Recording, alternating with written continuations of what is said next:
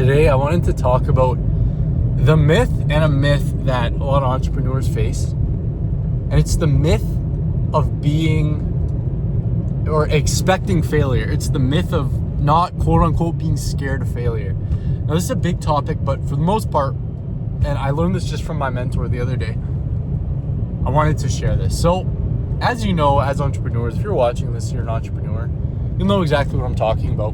But everyone says, and there's a big mantra around, you can't be afraid of failure, right?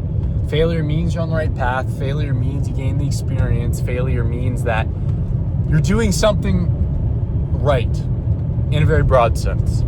Now, I want to debunk that, and I'll tell you why. In a broad sense, that is wrong. You shouldn't aim for failure.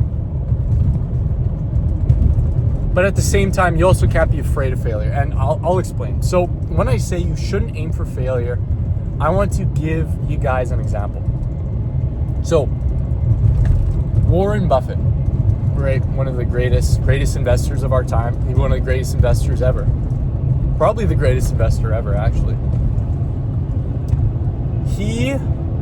This is a quote he said, right? He says, him and his business partner, Charlie Munger, he said, me and Charlie have failed a lot, but we've just failed less than the average person. Now, what does that mean? It means you yourself, when you're conducting something, when you're trying to achieve something in some realm, you shouldn't just blindly aim for failure. And a very good way to do this, and I talk about this a lot, is to go through a mentor, right? This is probably one of my favorite quotes that I've heard in a while. Again, it's Charlie Munger, and he said, you have to learn from mistakes, but they don't have to be yours. And this is something very unique to humans, right? From an evolutionary psychological standpoint.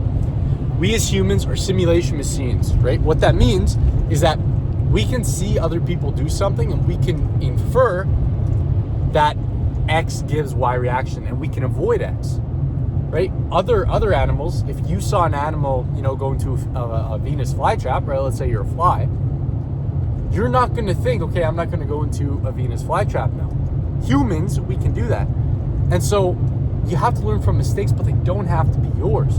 Another example my mentor gave, imagine this, right? Imagine not everyone knew that the earth was round. And let's say that you yourself, right, you disregarded all of the common knowledge out there. You disregarded your mentors, the people who, are intelligent on the subject. And you said, I'm going to learn in my experience, right? I'm going to do this on myself and I'm going to prove that the earth is round. And you spend the next 7 years, you go measuring stuff, you go around the world, you go to Antarctica, you sail, you don't find the edge, you do some calculations, you go from space, you see that it's round. Then you finally infer, hey, I know that the earth is round. But you spent 7 years doing that, right? You just wasted 7 years of your life on something that is already confirmed and something that you could have learned from other sources, from other people.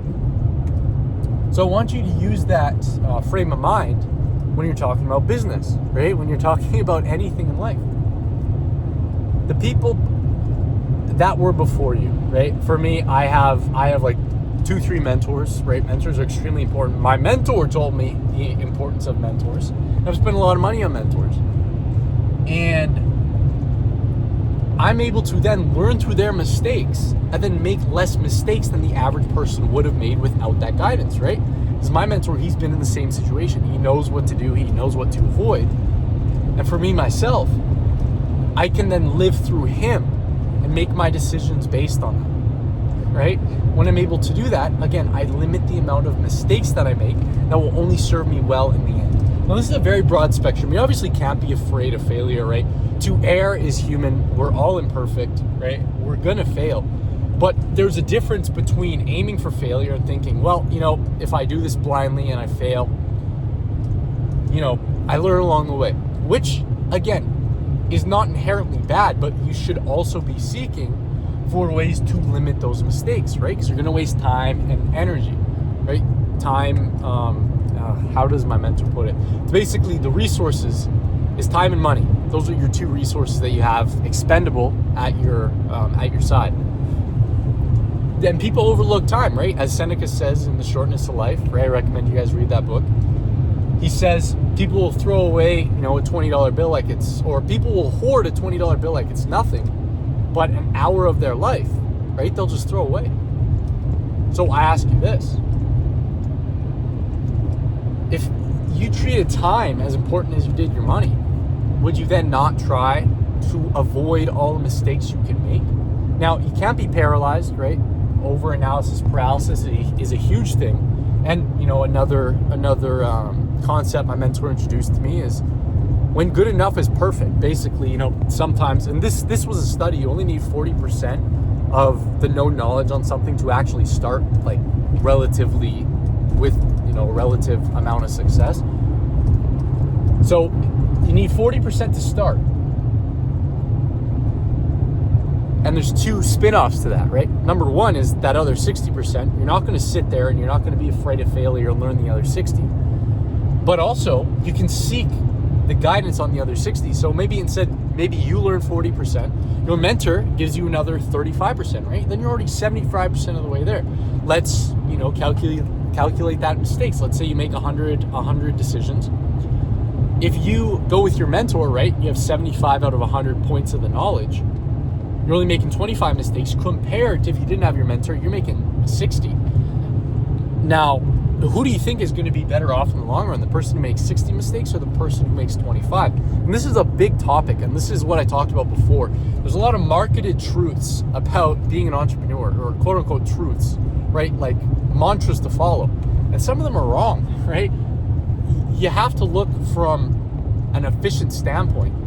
And to say, you can't be afraid of failure. Yes, you shouldn't be afraid of failure, but you also shouldn't just go in blind and just expect failure. And then when you fail, think, oh, well, I learned, right? No, you're wasting time if you can seek out another way. But I'm just going to keep going in circles. I think you guys get the point behind that. But that's the video for today. The lesson you guys can take from this. You go into something, and this is already something hard to teach yourself, right? Most people are afraid of failure, right? They're afraid of even starting. The reason I'm making this too is, I've been having a decent amount of issues with my AI agency lately. Not issues, but definitely the unpleasant stuff is starting to hit me now. And I realize, it's so comfortable in your little cocoon of knowledge, right? When you're in your cocoon of knowledge, just learning stuff, learning the theory, you don't have to put it to use. And guess what? You can't freaking fail. And I want to make a good video on this. Because this is something, and this is something that is well known, right? This concept. But holy cow, did I feel it today? Because I was explaining something I learned, and I'm like, wow, I felt probably the best I felt in a week because I was able to explain what I learned when failure after failure after failure was just hitting me in the face. But anyways, that's another thing. But concept for you, where you can avoid failure, avoid it, right? And when I say avoid it, substitute it, right? Not necessarily don't do something because you're afraid to fail, but look for ways to cut that down, right? Make less failures than the average person. As Warren Buffett said, right?